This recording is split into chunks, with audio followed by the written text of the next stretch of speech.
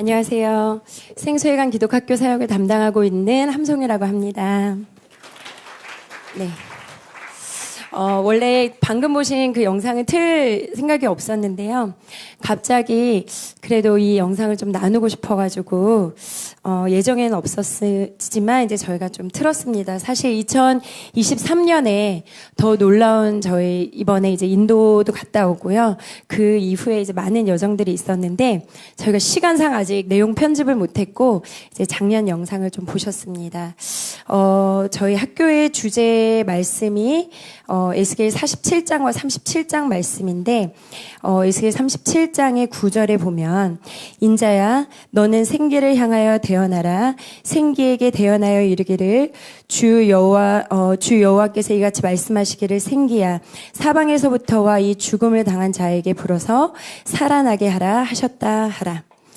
여기서 사방에서부터와가 좀 되게 중요한 포인트인 것 같아요.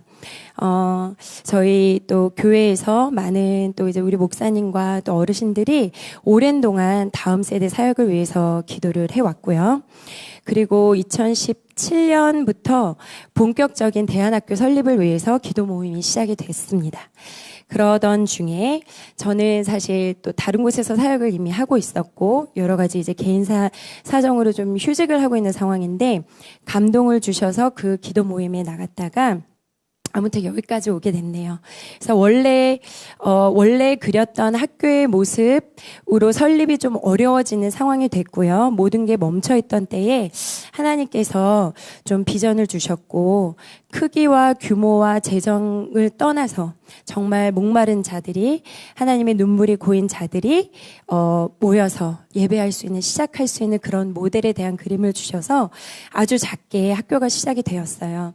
그래서 원래 교장을 섬겨야 마땅한 또 분들이 어르신들이 다 있었는데 정말 또 특이한 학교 그림을 주시다 보니까 기획안을 냈던 제가 본의 아니게 또 리드를 하게 되면서 사실 지금까지 오면서 많은 또 어려움도 있었습니다.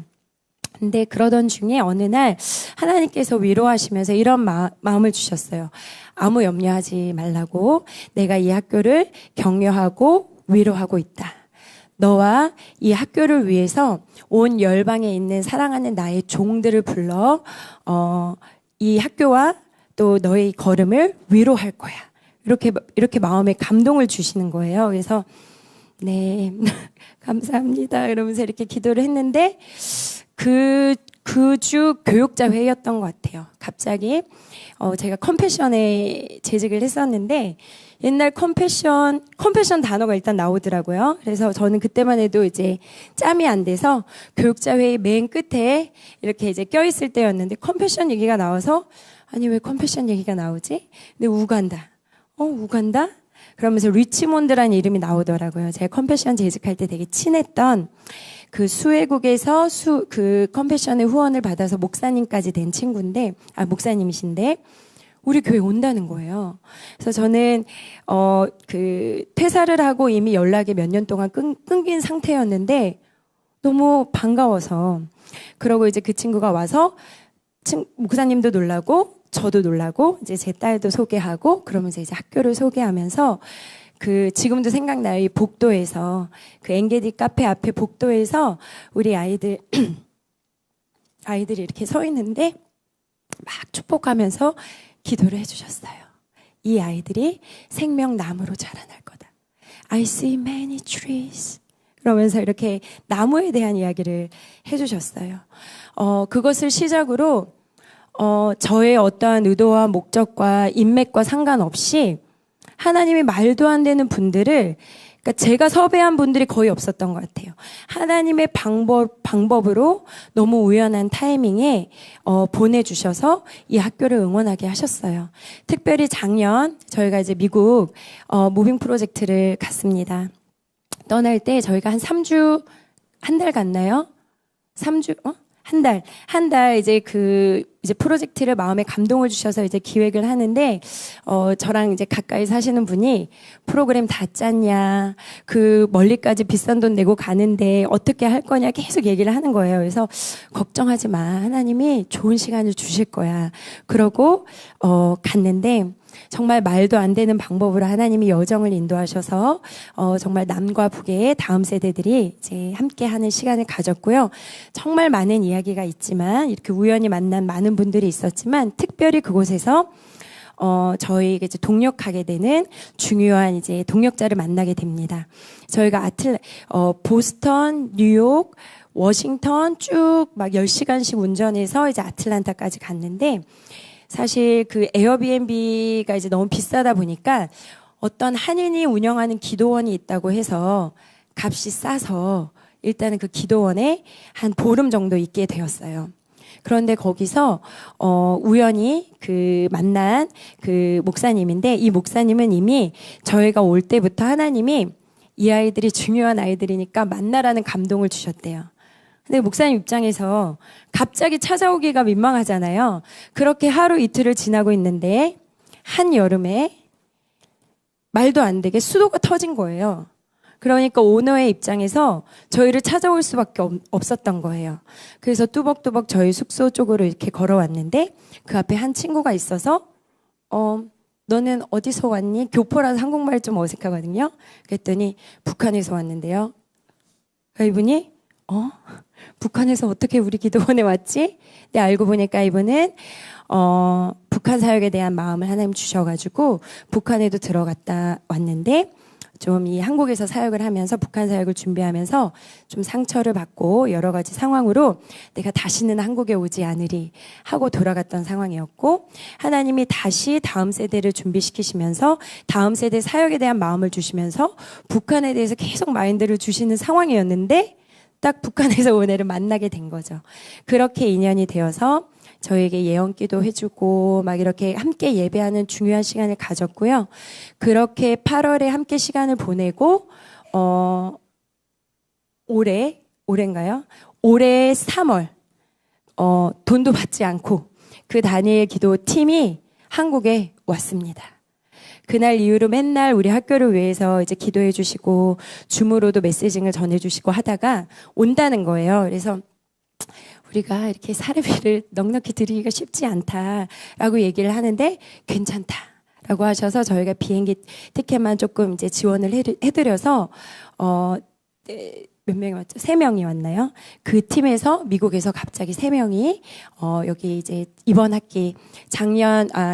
상반기 시작할 때 오면서 형 우리가 갈 데가 있어. 내가 만난 어메이징한 스쿨이 있는데 you should come. 해가지고 하와이에 있는 친한 멘토 형아를 불렀습니다. 그래서 YM 코나에서 다음 세대 사역을 하고 있는 또 목사님 부부가 이거 뭐지? 근데 기도하는데 하나님 마음에 일단은 가라는 마음을 주셔서 그분들도 무보수로 와서 5명이서 정말 말도 안 되는 스타팅 캠프를 해주셨어요. 그래서 오셔서 이 안에 묵혀있던 어떠한 많은 문제들 또 풀어야 될 이슈들 또 초등을 시작하면서 여러 가지 여력이 없는 상황이었는데 와서 우리 패밀리잖아. 우리 가족이잖아. No worries. 그러면서 우리 안에 굉장히 풍성한 시간을 열어주었습니다. 그런데요. 이게 인간의 생각으로 계획하고 시도한다고 가능할까요? 제가 아틀란타에 북한 사역을 하다가 낙심한 너무 좋은 저희하고 코드가 맞는 목사님이 있다라는 거를 알게 돼서 저희가 요청을 한들 오겠어요? 이곳은 정말 하나님께서 사방에서 하나님의 사람들을 불어서 이곳에 마른 뼈들을 살리는 기적이 있는 곳입니다. 저는 학교를 지금까지 이렇게 이끌어 오면서 정말 나의 힘으로 할 수 없는 그 많은 순간에 정말 눈물로 하나님 앞에 나아갔을 때 정말 말도 안 되는 방법으로 그것을 이루시는 하나님을 전적으로 경험을 했고요. 또 초반부터 저희가 인력이 부족하다 보니까 제가 아이들을 데려다 썼습니다. 특별히 여기 2명은 사실 직원같이 일했어요. 왜냐하면 인력도 부족하고 여러 가지 또 잘해요. 그래서 그러다 보니까 저희가 학생이 주체가 돼서 함께 프로젝트 처음에는 해야 되는 행사였는데 그 모든 것이 하나님 안에서 풀어지니까 하나님이 이끄시는 프로젝트를 아이들과 함께 진행하는 순간이 많아졌고 저는 또 솔직한 성향이라 문제가 생기거나 막힘이 있으면 전 아이들하고 공유합니다. 그리고 눈물로 기도하면 하나님이 여시는 것을 저만 경험하는 것이 아니라 아이들이 경험하게 되는 거예요. 그러니까 처음엔 이렇게까지 시킨 게 아니었는데 이제는 아이들한테 태스크가 떨어지면 이 아이들은 일단은 다 전제는 나는 못해요. 다 여기서 하나님이 깨 부수세요. 내가 할 수 없다라는 그 한계를 다 부딪히게 하세요. 그리고 워낙 여기는 변화무쌍한 곳입니다. 없던 프로젝트가 생기고 가던 프로젝트가 멈추고 우회하기도 하고 좌회하기도 하고 그러니까 이 아들이 막 준비하다가도 멈추고 손을 놔야 되는 순간이 너무 많이 오는 거예요. 사실 그런 거 힘들어서 나간 학생들도 있었고 선생님들도 있었습니다. 그런데 그런 상황들을 하나님이 주시는 감동의 어떤 그런 상황을 대했을 때 아이들이 이제는 기도합니다. 하나님 어떻게 해야 돼요? 하나님 지혜를 주세요. 그러면 인간의 방법으로 할 수 없는 그 뛰어난 어떠한 메타의 어떠한 노하우와 지혜와 방법, 전략들을 주셔서 이 아이들이 그걸 해내는 거예요. 이제는 모든 교과에서 그게 풀어지고 있습니다. 논문을 써도 본당으로 달려가서 주제를 놓고 눈물을 흘리면서 기도하고 이 아이들이 디베이트 축제를 나가도 팀이 결성되면 같이 손을 잡고 눈물로 기도하면서 아까 얘기했던 BIS를 자체적으로 진행하면서 하나님 우리 팀 이름 어떻게 해요? 아마 이제 오늘까지 또 팀 이름들도 내야 되는데 팀 이름 어떻게 할 거예요? 하나님 우리 주제 말씀을 주세요. 그럼 받는 거예요. 그리고 디베이트 해야 되는 그 어떠한 그 주제를 가지고 사실 되게 어려운 정답이 없는 주제들을 얘기하잖아요. 그러면 그 주제를 가지고 물론 양쪽에 대한 의견을 다 준비해야 되지만 하나님 진짜 하나님이 원하시는 전쟁관은 뭐예요? 하나님 진짜 이 이슈를 가지고 하나님이 보시는 관점은 뭐예요를 눈물로 기도하면서 하나님으로부터 지혜를 공급받습니다.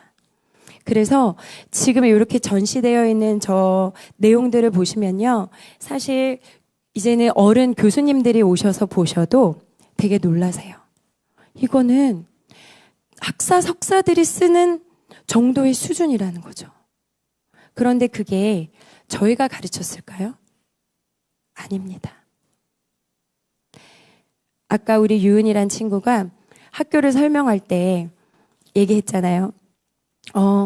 아까 자기들이 얘기를 하더라고요. 어떻게 이 부분을 얘기를 할까 하면서 학교에 다 없애고 하나만 남겨야 된다면 그때 어떤 한 친구가 학교인데 뭘 다 없애 이렇게 얘기를 했거든요.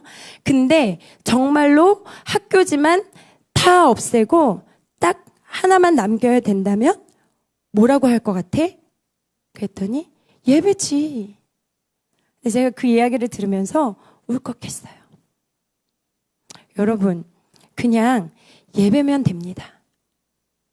왜냐하면 예배 가운데 하나님의 그 시대를 살아가야 되는 지혜를 주세요. 예배 가운데 이 아이들이 하나님 자녀로의 정체성을 회복이 되면요. 뭘 해야 되는지 보여주십니다. 그러면 뭘 해야 되고 어디로 가야 되는지 보고 어떻게 준비해야 되는지도 예배에서 답을 얻어요.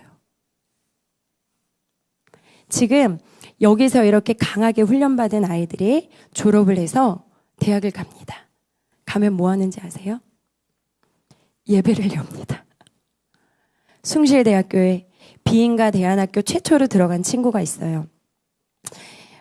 재작년 그 워크샵 그 숭실대학교에서 교사 이제 그 입시 전략 그 워크샵을 이렇게 하는데 저희 선생님들도 같이 가서 듣고 있는데 저희가 이렇게 이제 그 수시를 열었는데 아직까지 비인가 대안학교에서 들어온 사례는 없고 이렇게 얘기를 하는 거예요. 그래서 이제 저희 선생님이 저희 학생 들어갔는데요. 그러니까 아니에요. 저희는 비인가 대안학교 학생은 아직 들어온 케이스가 없습니다. 저희 들어왔는데요. 분위기가 쌓여지면서 워크숍이 끝났는데 나중에 숭실대에서 전화가 왔대요. 찾아보니 그 수시가 열리고 최초로 비인가 대안학교에서 들어온 아이가 한 명 있었네요. 1대 예배를 열었던 성요한이라는 친구입니다. 네. 그 면접을 뭐 사실 서류는 또 다른 또 탁월한 학교들하고 또 비슷하고 뭐 좀 그런 것도 있었을 거예요. 그리고 이 친구가 검고를 막판에 또 네, 좀 국어 하나 틀린 거를 이제 100점 맞으러 갔다가 3개를 틀리는 상황을 하나님 허락하셔가지고 마지막 회개를 시키시고 그래서 성적으로는 조금 아쉬울 수 있는 상황이었는데 면접을 거의 만점 받았답니다. 보통 30점 만점에 10점대 아이들이 받는데 이 친구는 27점인가 그렇게 받았나 봐요. 그래서 지금 그렇게 들어가서 이번에 뭐 과대로 선출이 됐다 그래요. 과대도 되고 교수님들한테도 또 인정을 받고 여기서는 사실 관계훈련도 되게 많이 받았거든요. 예배 열면서 삶으로의 예배가 이어지지 않아서 계속 씨름했는데 지금은 그 학교 안에서 무슨 해결되지 않는 문제가 있거나 신앙 상담 필요하면 요한이를 찾아가 이렇게 얘기한대요, 아이들이. 그리고 이 친구가 캠퍼스 예배를 열었습니다. 그래서 예배를 하고 있으면 학생들이 모이고 교수님이 지나가다가 나도 사실 이 마음을 갖고 왔는데 그렇게 이야기해 주시고 그리고 이 친구가 통일 기도회를 열었어요. 그래서 최근에는 저희 젊은이 교회 목사님을 모셔서 그 학생 그 주도 예배를 더 뜨겁게 열어가고 있습니다. 우리 한동대학교에 간 친구들도 마찬가지로 그 포항이죠. 포항이죠. 포항 바닷가 앞에서 버스킹하는 영상이 인스타에 올라왔대요. 저는 인스타를 안 해서 친구들이 보여줬습니다. 그런데 그 친구는 이제 2.5세대 이제 예배 인도하다가 조금 이제 상황이 있어서 우리 이제 아까 기도한 우리 이삭이가 이어갔는데 그렇게 예배에 대한 사모함이 있었던 친구인데 그 둘이 갔는데 여기서 예배하던 그 얼굴로 예배를 인도하면서 바닷가 배경으로 뜨겁게 예배하더라고요. 이 친구들은 통일 아카데미 또 그 학술 동아리에 들어가서 지금 재작년, 작년에 이어 저희가 그 학회장을 다 저희 학교 출신 아이들이 지금 가서 하고 있어요. 어떻게 그럴 수 있느냐. 저희는 여기 앉아서 막 닭달질 하면서 공부해 그러지 않았어요.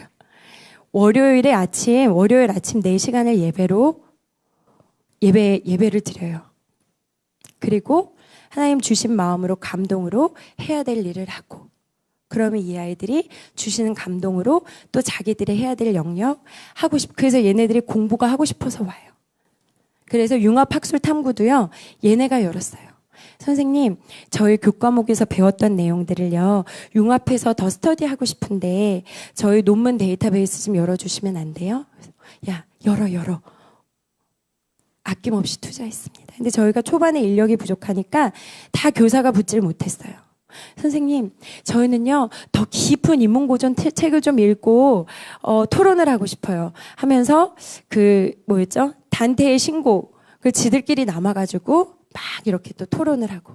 그래서 제가 옛날 제자 중 미국에서 이제 그 토론 중심 대학교에 다니는 친구를 줌으로 연결해 주기도 하고. 그렇게 이 아이들이 하나님 안에서, 예배 안에서 Y가 회복이 되니까 공부를 막 하고 싶은 거예요. 그리고 주입하기 전에 이 아이들이 꺼내는 기회를 많이 주니까 이 아이들이 더 먹고 싶은 갈증이 일어나는 거예요. more. 더 많은 정보도 얻고 싶고 더 많은 탐구도 하고 싶고 그럼 여기서 해야 되는 프로젝트도 하고 예배도 하고 섬기면서 굳이 남아서 융합학술 올해는 몇 명이죠 지금 융합학술? 27명. 저희가 그게 처음에 한 4-5명으로 시작된 학술 탐구였는데 지금 학교의 반이 여기 다 남아있더라고요. 그 시간을 행복해해요. 이 아이들이요. 예배 시간을 행복해하고 물론 이제 처음 들어오면 방황기가 있습니다. 막 이 비비꼰 친구도 있고 나중에 간증을 들어보면 첫 예배 때 딱 앉아서 내가 이제 죽었구나. 내가 맨날 앉아서 예배를 드려야 되는구나 하는데 이 친구도 지금 미국에 가서 그 제자 세움이라는 공동체에 그 유학단체로 갔는데 가라지 예배를 열었다고 합니다. 네. 그래서 이 아이들이 예배를 즐거워하고 이 학술 활동을 즐거워하고 그 모든 배움에 생명이 깃든 그런 생명력 있는 교육이 이 안에서 일어나고 있습니다. 제가 매해 입학 설명회를 하면서 하나님이 좀 강력하게 주시는 마음이 늘 있는데 오늘은 아침에 이렇게 묵상을 하는데 어제부터 그냥 마음이 편안하면서 아무 생각이 안 드는 거예요. 내가 기도가 부족했나? 나 왜 이러지? 왜 아무 생각이 안 들리지? 어떡하지? 마음이 이렇게, 그러니까 보통 이런 중요한 걸 앞두면 또 어려움도 오고 그러면서 눈물 콧물 쏟고 막 이렇게 돼야 되는데 괜찮은 거예요. 아무런 그게 없는 거예요. 그래서 내 열정이 식었나? 내 마음이 식었나 했는데 오늘 계속 하나님이 조명해 주시는 말씀은요. 오늘 우리 오병이어 같이들 아마 교인들 이제 묵상하셨을 텐데 마가복음 12장에 그 계명에 대한 것이었습니다. 예수께서 대답하시되 네네.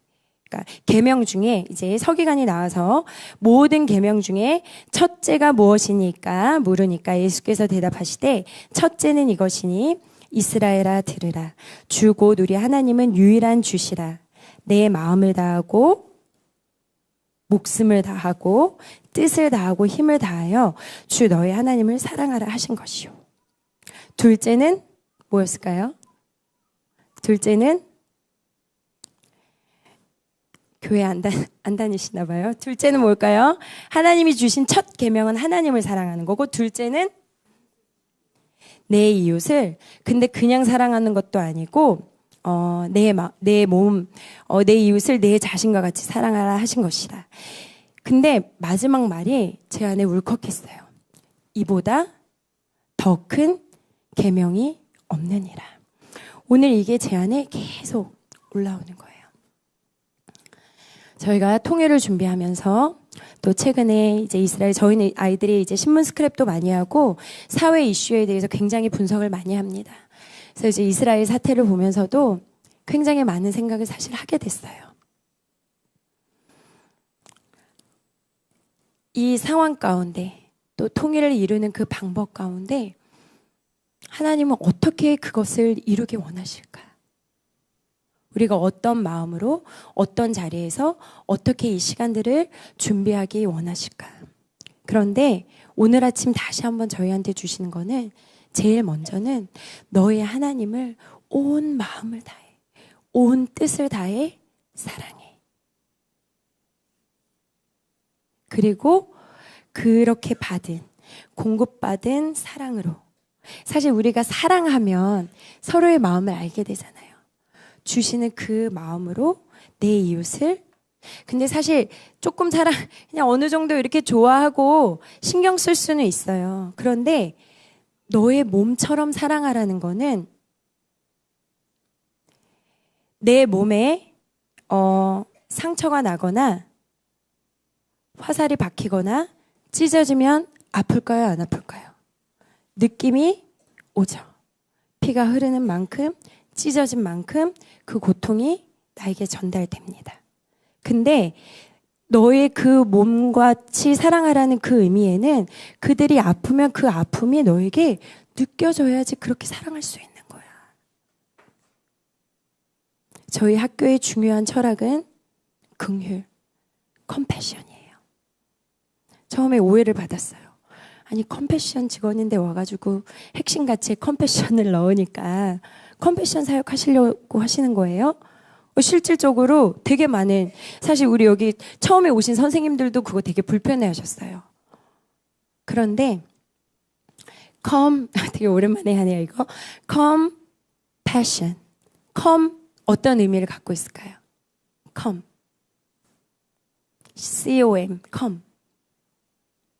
오다 그거는 com이고 compassion의 com은 어떤 의미일까요? com이 네 우리 너희들이라도 좀 얘기해봐. 자, com은 어떤 혹시 함께 company, computer 이렇게 com으로 시작되는 단어들을 보면 이렇게 모으고 이렇게 집합시키는 거거든요. 근데 passion 이게 무슨 뜻일까요?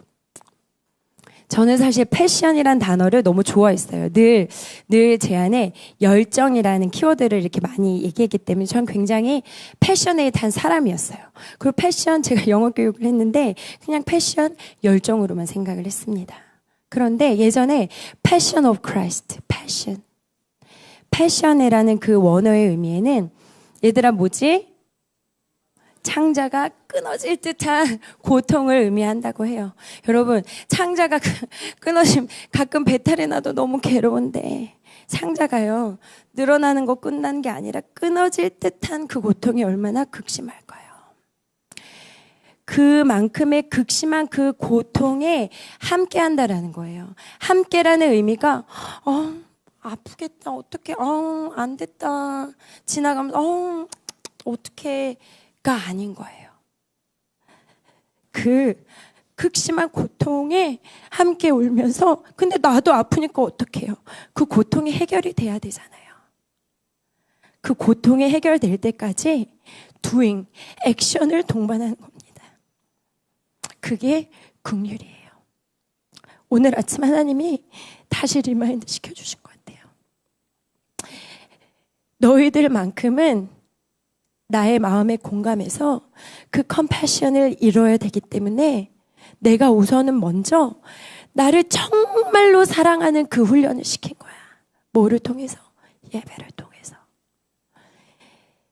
제가 늘 얘기해요. 많은 기독 청소년들이요. 제가 예전에 컴패션 사역하면서 청소년, 청년들하고 사역을 오랫동안 많이 했습니다. 진짜 많은 아이들을 만났어요.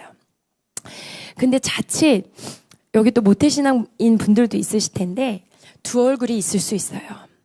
여기서 잘 예배하고 티가 안 나요. 그런데 엄마 없고 아빠 없고 교회 관련된 사람 없고 기독학교 홈스쿨 관련된 사람 없는 다른 데 갔을 때는요, 얘네가 변하더라고요. 그리고 청소년기에 그 상황을 겪지 않으면요, 대학 가서 꼭 방황하는 시간이 있어요. 물론 눈물의 기도로, 부모님들의 눈물의 기도로 돌아오게 돼 있습니다. 그런데 제가 보니까 대학교 때 정말 중요한 고민을 하면서 준비를 해야 되는데 몇 년을 그렇게 허비하는 거예요. 사실 제가 그랬어요. 제가 믿음의 4대째 착한 딸이었는데 또 삶의 여러 가지 상황을 겪으면서 나중에 되게 길게 방황을 했어요. 물론 엄마의 눈물의 기도와 그 끈질긴 그 하나님의 그 또 섭리로 제가 이렇게 돌아와서 지금 사역을 하고 있지만, 많은 친구들이 그렇게 두 얼굴을 하다가 정말 결정적인 순간에 또 이 성경적 세계관 중요한 이슈들을 이야기할 때 이 앞에서는 다 주입해서 그런 것 같았지만 정말 그거에 동의하는 사람이 없는 그 필드에 내가 딱 혼자 떨어졌을 때 내가 그걸 정말 나의 의견으로 얘기할 수 있는가? 거의 못 그래요. 그렇기 때문에 여기서 먼저 그것을 하나님이 여기 학교에 오면요, 허니문 시간이 지납니다. 처음에 막 예배, 선생님 전 예배가 너무 좋아요, 생기에 오니까요, 입만 열면 찬양이 나와요 하다가요, 그 허니문이 지나면요, 선생님 제가 여기 왜 왔는지 모르겠어요, 제가 너무 힘들어요. 이렇게 애들이 꼭 패턴이 거의 비슷해요. 그래서 얼마 전까지 랄랄랄라 찬양을 하면서 막 좋다고 했던 애가 이렇게 요즘 잘 지내? 그러면 눈물이 뚝 떨어져요. 남의 선생님이랑 얘기하는데 저한테 본당 가서 기도하래요.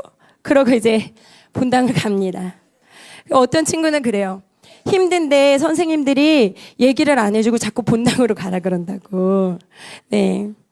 그렇게 본당을 가서 한 번, 두 번, 이 아이들이 여기 오면 관계 훈련도 많이 받아요. 그런데 문화가 다들 가니까 또 가야 될 것 같아. 그렇게 이제 가서 기도하다 보면요, 거기 앉아있다 보면 주님을 만납니다.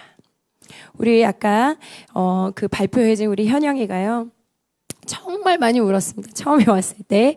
원래 굉장히 이모셔널하고 감정의 기복이 롤러코스터급이었어요. 그래서 막 밝게 웃으면서 하루를 시작했는데 남희 선생님 옆자리에서 울고 있고, 또 나중에 보면 본당에 가 있고, 또 아침에 또 밝게 선생님 저 이제 괜찮아요 그러고, 또 어느 순간 남희 선생님 옆에 남희 선생님한테 얘기하러 갔다가 보면은 저기 이렇게 옆에 주저앉아서 이렇게 퉁퉁 부어있어요. 제가 깜짝 놀라서 잠깐 나중에 올게요. 그거를 숱하게 반복을 했어요. 그런데 이제는 거의 안 찾아오죠. 그냥 저기서 해결합니다. 혼자서 주님과 함께 해결합니다. 그렇게 하나님을 신뢰하고 온 마음을 다해 하나님을 사랑하는 훈련을 이 아이들이 먼저 하고요. 그렇게 받은 사랑과 하나님으로부터 오는 신뢰와 그러다 보면은 내가 사랑하는 그 하나님의 마음에 공감하고 싶잖아요. 그 소원을 해결해 드리고 싶어서 작지만 아둥바둥하면서 하나님이 주시는 소명을 준비하는 일들이 시작이 됩니다. 그렇게 이 아이들 안에 열정이 회복되고 제가 재작년이었던 것 같아요. 기획위에 우리 학교에 대한 어떤 운영 현황을 보고하는 자리가 있었는데 이 학교에 대한 정리를 하면서 기도하다가 성경적 창의 융합 교육이란 단어를 받았어요. 작년이었나? 예. 그러면서 하나님이 막 감동을 주셔서 그거를 이렇게 막 적었는데 딴 게 아니라 세상에서 하는 창의, 이제는 창의 융합은 다 공감하실 거예요. 제가 처음 2019년에 창의 융합 뭐 꺼내는 교육 얘기할 때는요, 다들 사실 저희 담임 목사님도 이렇게 격려해 주시면서 이러셨어요. 근데 얘네 대학 갈 수 있어요? 이렇게 물어보셨어요. 사실 저한테 살짝. 네. 그리고 다들 이게 공부라고 생각을 못했어요. 여기 있는 친구들도 다양한 탐구랑 발제를 워낙 많이 하면서 이렇게 학교가 좋긴 하지만 저기 지금 천장 쳐다보는 친구 중3 우리 중3에 또 똘똘이 아이들이 많은데 이랬대요. 얘네들이 이제 한참 중2였을 때 중2병 올라왔을 때 생기 물어보면 여기 예배는 좋은데 공부하려면 여기 오지 마 이렇게 다녔대요. 그래서 자기들이요, 어쩔 때 성령 집회 하면서 문제집을 풀고요, 막 예배 시간에 막 중요한 이런 거 할 때 문제집을 숨겨서 풀고 뭐 이런 것들이 발각이 되고 어이가 없게 그랬는데 이 아이들이 이제 시간이 지나면서 이게 리얼 공부라는 걸 이제 깨닫게 돼서 지금 굉장히 이제 기둥으로 자리를 잡았습니다. 부모님들도 끊임없이 우리 아이가 많이 변하긴 했는데 대학은 갈 수 있을까요? 그래도 공부를 좀 해야 되지 않나요? 그 흔들리는 눈빛이 있었거든요. 그런데 이제는 그런 건 좀 많이 없어진 것 같아요. 왜냐하면 이렇게 이 아이들이 다양한 탐구와 이런 활동을 통해서 이제 대학을 가는 사례들이 많아지고 저희가 세상에서 요즘 아이비 교육 많이 하잖아요. 그리고 다가오는 시대에 우리가 코로나 겪으면서 챗 GPT의 출현으로 창의 융합에 대한 거는 다 모두가 공감을 하는 것 같아요. 그런데 올해 저한테 하나님이 다시금 이렇게 리마인드 시켜주신 부분은 세상에서 하는 창의 융합 교육은요, 끝이 지극히 인본주의로 끝납니다. 특별히 제가 이제 사실 고등 프로그램은 아이비란 단어를 쓰진 않지만 정말 거의 저희 교육의 거의 아이비 교육이랑 거의 비슷해요. 이거를 아이비에 대해서 조금 공부해 보신 분들은 놀라실 거예요. 저도 볼 때마다 놀래요. 그 아이비에 대해서 더 이렇게 좀 체크를 해볼 때마다. 그런데 최근에 이제 초등 아이비를 이제 저희가 이제 고학년부터 해서 이제 내년에 조금 이제 그거를 더 이제 적용을 하려고 선생님들하고 이제 아이비 워크숍을 했거든요.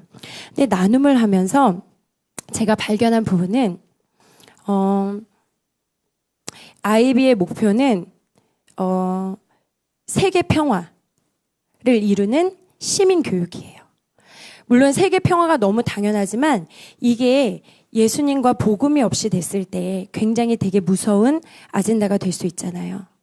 아이비 교육은 넌 뭐든지 할 수 있어. 뭐든지 해봐. 네 안에 다 있어. 아이들로 하여금 많은 경험을 주면서 자기 효능감을 높여주는 거예요. 그렇게 이 아이들이 크면 그들의 그 삶의 주인이 누가 될까요? 자기 자신이 되겠죠. 마귀들이 조정하는 가장 그 중요한 핵심이잖아요. 그런데 저희는요, 일단은 나도 너희들도 아무것도 못해. 너희들은 아무것도 못해. 나도 쥐뿔도 없어. 아무것도 못해. 주님 없으면. 이게 전제예요. 이 아이비 세상에서 얘기하는 창의 융합 교육은 너 안에 잠재력, 너 안에 경험을 가지고 마음껏 해봐. 너는 뭐든지 할 수 있어 해서 그 상황을 많이 열어주는 건데 저희는 너에게 말씀하시고 이끄시는 성령님의 음성을 들어봐. 성령님을 의지해봐. 너는 뭐든지 할 수 있어. 그분의 도우심 안에서. 그게 가장 큰 차이라고 보시면 돼요. 성경적 창의 융합 교육. 그래서 모든 교과목 안에서 활동 안에서 이 아이들이 탐구하면서 고민하면서 그 하늘의 지혜를 끌어오는 그 훈련을 하게 됩니다. 우리 저 뒤에 발표한 친구가 제일 많이 이야기하는 게 이사갈 지파의 통찰력을 달라고 합니다. 시대를 분별하는 능력. 이제 다가오는 시대는 특히나 우리나라는 북한이라는, 그러니까 통일에 관심이 없어도요. 북한 부담스러워 하시는 분들 많아도요. 우리는 운명이에요. 옆에 붙어 있기 때문에 그들이 움직이면 우리도 운명을 같이 할 수밖에 없어요. 물론 여기서 큰 아이들 보고 다 같이 북한 들어가자는 아니에요. 근데 솔직하게 여기 있으면 북한에 가고자 하는 마음을 받는 아이들도 많이 생겨요. 제가 이렇게 꼭 강압은 아닙니다. 예. 다 북한을 들어가자라는 게 아니라 적어도 우리가 통일, 한반도를 향한 하나님의 계획, 그리고 북한 사람들이 지금 어떻게 살고 있고 그들이 지금 우리와 어떠한 갭이 있고 하나님은 그들을 향한 마음이 무엇인지를 고민하면서 각자의 소명을 준비하자는 거죠. 통일 후 경제는 어떻게 될 것인가? 통일 후 국방은 어떻게 될 것인가? 통일 후 교육, 건축, 각 가정의 모습은 어떻게 되고 문화는 어떻게 되고 실제적으로 이 아이들이 여기 이제 분석한 내용들 보면요. 되게 다양해요. 어차피 우리가 마주해야 할, 사실 모르겠어요. 하나님이 어떤 식의 통일을 이루실지. 우리는 복음 없이는 안 돼요. 복음 통일을 하나님 열어주세요라고 간절히 기도하는데 하나님께서 어떤 허락을 하실지 몰라요. 그런데 적어도 그 때가 됐을 때 누구에게 열쇠를 주겠습니까? 북한에 대한 관심 전혀 없고 통일과 이 민족에 대한 관심 전혀 없이 내 살 궁리만 하고 지금 있는 이 흐름 안에서 지금 있는 이 환경 안에서의 뭔가 준비했던 친구들에게 열쇠를 맡길까요? 저는 전혀 그렇지 않다고 생각합니다. 그때는 지도가 바뀌잖아요. 요게 요렇게 있었을 때 여기서 아둥바둥해서 앞길을 준비한 사람들과 탁 펼쳐진 이 한반도 땅을 놓고 고민하고 기도했던, 한반도를 넘어 열방을 놓고 고민하고 기도했던 아이들에게 누구에게 키를 맡기겠습니까? 저희는 그 준비를 하는 겁니다.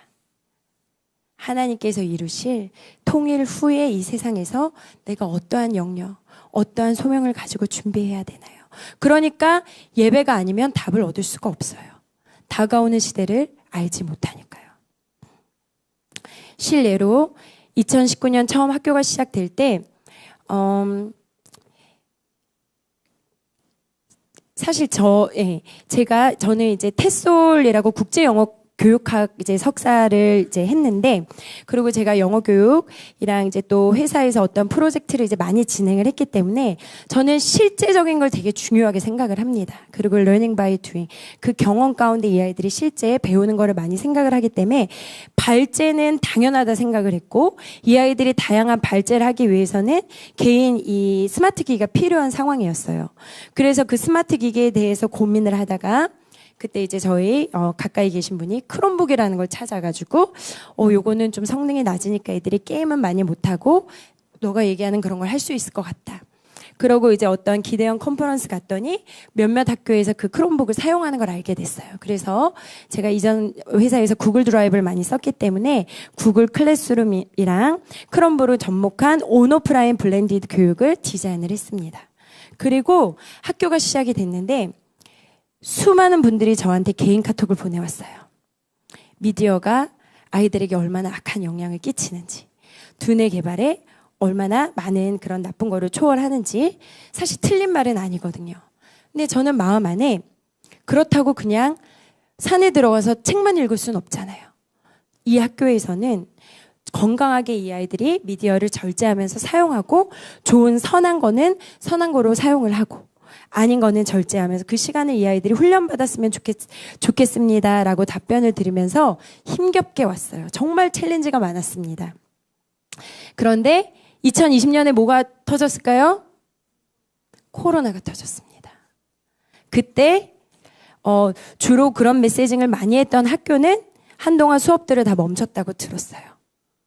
그런데 저희는 학교 수업을 한 번도 멈춘 적이 없습니다. 저희는 이미 클래스룸이 다 열려 있었기 때문에 그때 당시 줌이 아닌 또 이렇게 구글 미트 아니 뭐였죠? 뭐 이렇게 어떤 프로그램을 또 하나님 알게 하셔서 화상으로 수업이 바로 이어져 가서 아무런 막힘 없이 저희가 수업을 할 수 있었어요. 지금 생각해 보면 제가 코로나가 올 걸 알았을까요? 사실 코로나가 아니었으면 저는 지금까지도 시달렸을 겁니다. 미디어 관련해서. 그런데 하나님께서 앞서서 그 부분을 저는 준비시키셨다고 생각을 해요. 물론 미디어가 힘들어요. 특히 이제 중등 아이들은요, 들어오면 처음에 씨름하는 시간이 분명히 있습니다. 그것 때문에 부모님들이 눈물 짓기도 하고, 저희는 또 발제 수업이 많으니까 얘네들이 숙제한다 그러면 숙제를 하는 것 같기도 한데, 중간에 또 다른 걸 하는 것 같기도 하고, 얘네가 집에 와서 옛날에는 책을 읽었는데 자꾸 이것만 한다. 근데 사실 학교에서 책을 진짜 많이 읽어요. 그리고 집에서는 그룹으로 발제 수업을 해야 되니까, 디베이트 준비를 해야 되니까 스마트 기기를 씁니다. 그런데 제가 경험하니까 중2, 중3 초까지 지나고 나면요, 그거는 넘어가더라고요. 이 아이들이 그걸 쓰면서 더 이상 그 부분이 큰 문제가 되나요? 네. 물론 가끔씩 빠지겠죠. 네. 그런데 그게 어떻게 큰 이 아이들한테 영향을 주지 않는 걸 발견하게 됐어요. 그리고 성인이 가서도 완전히 미디어에 이렇게 감춰져 있었던 친구들은 확 열리고 나면, 사실 우리 어른들도 그렇잖아요. 스마트폰 보기 시작하면 한 번은 그렇게 겪는데 그걸 중학교 때 일찍 겪는다라고 생각을 하면 되는 것 같아요. 학교와 부모님의 컨트롤과 눈물의 기도 안에서. 그러면 오히려 그 안에서 훈련하면서 필요한 또 스마트 기기에서만 줄 수 있는 그런 것들을 건강하게 사용하는 거죠. 또 하나 아까도 말씀드렸지만, 제가 지향하는 수업 방식이 다 굉장히 진보적인 교육이 많습니다. 그래서 지금 기대연 안에 있는 많은 대안학교들이 있는데요. 좀 이렇게 극명하게 색깔들이 좀 나뉘어요. 그러니까 좀 이렇게 그 진보적인, 정치적으로도 진보적인 성향을 가진 분들이 모여서 만들어진 학교는 굉장히 진보적인 교육을 많이 하고요. 그 대신 예배의 비중은 좀 적어요. 말씀에 대한 비중도 조금 적고. 그런데 굉장히 보수적인 또 그 성경 중심의, 예배 중심의 교육을 하는 곳들은 거의 말씀 암송 위주로 수업이 진행이 돼요. 그런데 저희는 두 가지를 하나님 다 주신 것 같아요. 교육 모델은 되게 진보적인데 무식하게 예배가 중심입니다. 이렇게까지 예배를 하는 학교가 주위에 별로 없어요. 그리고 말씀. 기도. 예배. 그런데 수업을 하는 방식은 굉장히 진보적이에요. 그런데 그래서 제가 제일 좋아하는 공식 중에 하나는 불변하는 진리 위에 이노베이티브한 어프로치, 혁신적인, 진보적인 어떠한 그 접근 방법을 적용했을 때 가장 생명력 있는 결과가 나온다라는 그 공식을 제가 어디선가 한번 본 적이 있고, 그거를 정말 레마로 취하고 그렇게 왔는데, 그러다 보니까 살아있는 교육이 이 안에서 이루어지고 있습니다.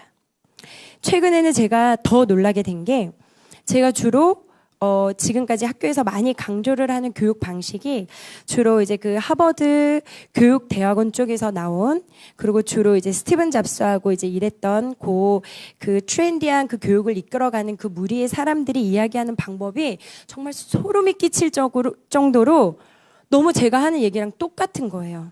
그래서 제가 한때는 내가 좀 사상이 이상한가? 그래서 제가 우리 신랑은, 오빠 내가 좀 좌인가? 나는 분명 아닌데 왜 여기서 얘기하는 게 다 맞지? 내가 좀 뭔가 잘못된 거 아니야? 하면서 고민하는 시간이 있었어요. 그런데 저는 아니거든요. 그런 표현을 저는 좋아하진 않아요. 그런 표현을 좋아하진 않지만 저는 분명 아닌데, 굉장히 성경의 가치를 둔 사람인데 어떻게 이런 거에 자꾸 공감이 되지? 그러면서 최근 주신 하나님의 마음은 다시 뺏어와. 하나님의 거를 그들이 인본주의로 가져가는 거죠. 무지개 하나님이 만드신 언약의 표징이잖아요. 근데 심지어 우리 딸이 무지개를 뭘 고르면요, 제가 이렇게 진땀이 나서 이거 말고 다른 거 사자.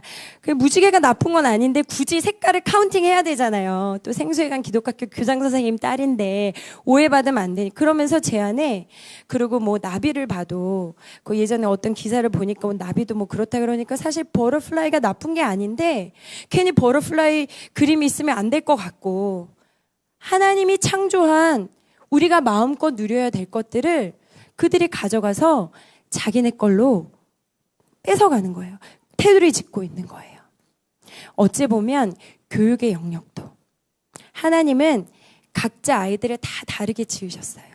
어떤 아이는 세모, 어떤 아이는 동그라미, 네모, 어떤 아이들은 또 이렇게 설명을 잘 듣는 게 편한 친구들도 있고, 어떤 아이들은 내가 말을 해야 직성이 풀리는 친구들도 있고, 책 읽는 게 편한 친구들도 있고, 몸으로 뛰어야 되는 친구들도 있고, 저는 제일 약한 비주얼이 뛰어나게 발달한 친구들이 있습니다.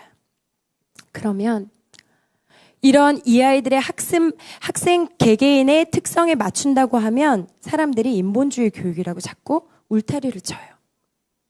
그런데 저는 그 울타리를 크게 해서 하나님 안에서, 어떤 분이 그런 얘기를 하더라고요. 하나님 안에서 인본주의. 하나님이 주신 그 울타리 안에서 각각 결이 다르게 만들어진 아이들이 그 각각의 모습을 회복하는 걸 하나님이 원하신다. 하나님께서는 작지만 이 학교에서 그걸 이루기 원하십니다. 특히나 다가오는 시대는요, 주입된 교육만으로는 이 아이들이 리더십을 감당할 수가 없어요. 안타까운 현실이지만 어떠한 CPU를 늘리는 시계, 정보를 축적하고 암기하고 이렇게 차곡차곡 채우는 식의 교육으로는요, 이제 그 AI 밑으로 고용되어야 돼요. AI 밑으로, 서열 밑으로. 우리 애들이 성경적인 가치를 가지고 AI한테 리드 당하면 안 되잖아요. 우리가 아무리 머리가 똑똑해서 지식을 축적시킨들 이 정보 데이터보다 빠르겠습니까? CPU가 그렇게 커질 수 있을까요? 절대로. 앞으로 계속 그 발전하는 속도를 보면요, 상상을 초월합니다. 제가 IBM에서 근무를 했었는데요. 그때가 2014년이었나요? 그때부터 데이터 혁명에 대한 이야기를 쇠뇌를 당했어요, 제가. 저는 그래서 너무 무서워서 제가 유럽에 있을 때였는데 아침에 성경 몇십 장씩 읽고 나는 이 다가오는 시대가 너무 싫어, 무서워라고 했을 때 우리 신랑은 그거를 다스려야지. 그때부터 그런 얘기를 했는데 지금 지금 우리한테 오픈된 이 정도지만 그 앞선 IT 기업에서 꿈꾸는 아젠다는요, 우리가 생각하는 어떠한 수준들을 초월합니다. 그러면 우리가 아무리 좋은 책으로, 아무리 역량 있는 교사가 잘 가르치는 교육 방식으로 이 아이들이 다가오는 시대를 준비할 수 있을까요? 천만의 말씀입니다. 저희는 1년 후도 예측이 불가해요. 이스라엘 전쟁. 사실 북한은 전쟁 준비를 하는 것 같기도 해요. 앞으로 그 혼돈의 시대에 짜여진 스케줄 안에서 성실하게 했던 아이들이 뭘 할 수 있겠습니까? 아무것도 없는 혼돈에서 무에서 유를 만들고 새로운 길을 개척하고, 근데 그거 어떻게 해요? 하나님으로부터 눈물로 기도하면서 말씀 안에서 답을 찾고, 그렇게 훈련된 자들을 하나님께서 세우실 줄 믿습니다. 부족한 거 많지만 이 학교는 그런 용사들을 훈련시키는 학교입니다. 일단 부모님이 그거에 대한 신뢰가 있어야 돼요. 예배 안에서, 예수 안에서, 오직 예수로, 예수로, 예수로 우리 아이가 답을 찾아갈 거야. 그리고 미리 말씀드리지만 중간에 믿음이 흔들리는 시간이 올까요, 안 올까요? 완전 많이 옵니다. 눈에 보이지 않는 길을 가는 거고요. 이 아이들이 영적으로 서는 그 과정에서 마귀들이 아주 난리를 칩니다. 왜? 진정한 회개가 시작되기 때문이에요. 작년 갔던 그 미국에서 갔던 마지막 교회에서 어떤 목사님 그런 얘기를 하셨어요. 진정한 회개란 무엇일까? 이렇게 내가 여기 있으면 나에게서 돌아서는 거라는 거예요.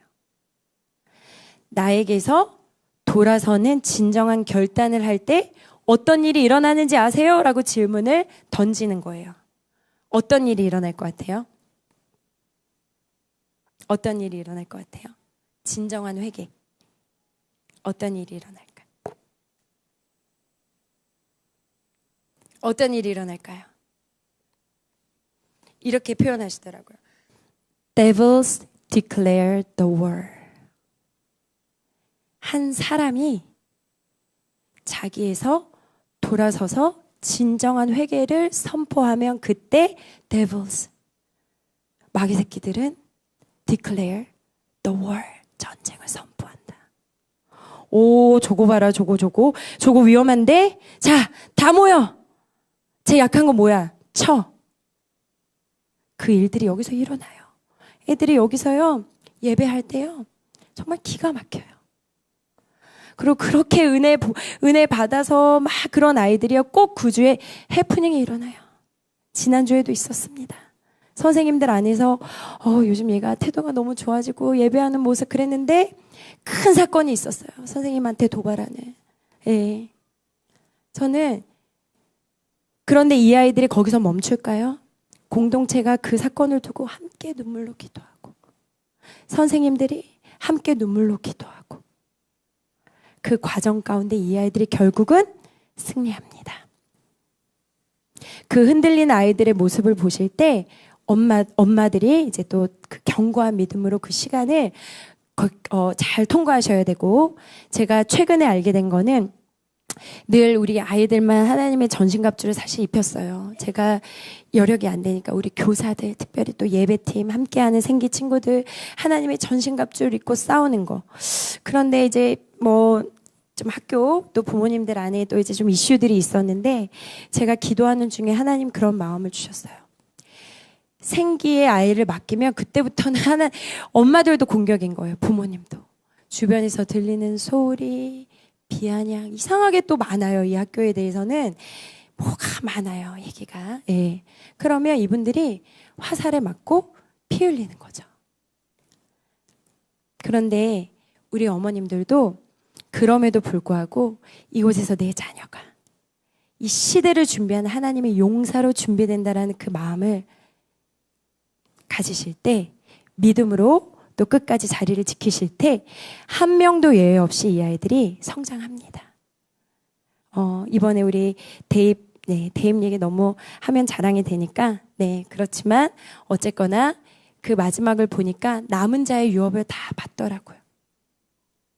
그런데 중간에 나가면 그 유업을 누릴 수가 없어요. 물론 또 어떠한 사정에 의해서 또 그런 논리적인 어떠한 그런 상황, 어쩔 수 없이 그런 경우도 있지만 그 싸움이 힘들어서 나가는 경우에는 그거를 이제 그 유업을 못 누리니까 좀 안타까운 마음이 있더라고요. 그래서 돌아가셔서 우리 자녀들과 또 우리 부모님들 고민하면서 기도하실 때 마음에 아이를 내가 특전사에 보낸다. 특전사 훈련소에 보낸다. 얘들아, 여기는 결코 쉽지 않은 곳이야. 안 쉬워. 여기 이렇게 그런데 안 쉽지만 이곳에만 부어지는 은혜와 기쁨이 있어. 얘네들 굳이 시킨다고 그런 멘트가 나오겠니? 이 중에 저기 한 명은요, 중간에 또 시험 들어가지고 학교 싫다고 막 나간다 그러고, 막 예배할 때 이렇게 제가 이렇게 흐름을 봐야 되니까 가끔 기도하다 이렇게 눈을 뜨면 막 이렇게 다이어리 혼자 적고, 또 그 옆에 있던 친구들은 그렇게 손톱을 봤어요. 이렇게 손톱을 제가 얘기하면 이렇게 막 옆에서 애들 막 울고 막 이러는데, 그랬던 친구들이 이제는 학교의 가치를 품고 눈물로 기도하고 학교를 대변하는 자리에 이렇게 섰어요. 쉽지 않지만 이곳에 그 무엇과도 견질 수 없는 기쁨이 있고 살아나는 그 생명의 설레임이 있습니다. 그래서 기도하시면서 하나님이 주시는 그 마음과 감동으로 아름다운 결정을 하시길 또 축복합니다.